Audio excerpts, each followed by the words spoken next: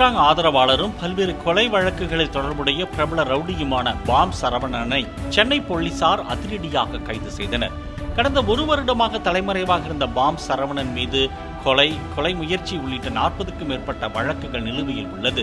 சம்பவத்தன்று திருவள்ளூர் ஒருங்கிணைந்த நீதிமன்றத்தில் வழக்கு ஒன்றிற்காக கையெழுத்திடுவதற்காக ரவுடி பாம் சரவணன் வழக்கறிஞரின் வாகனத்தில் சென்றதாக கூறப்படுகிறது. அந்த வாகனத்தை மடக்கிய போலீசார் பாம் சரவணனை கைது செய்து போலீஸ் வாகனத்தில் ஏற்றிச் சென்றனர். இதற்கு எதிர்ப்பு தெரிவித்த வழக்கறிஞர்கள் போலீஸ் வாகனத்தை துரத்திச் சென்றதால் பரபரப்பு ஏற்பட்டது.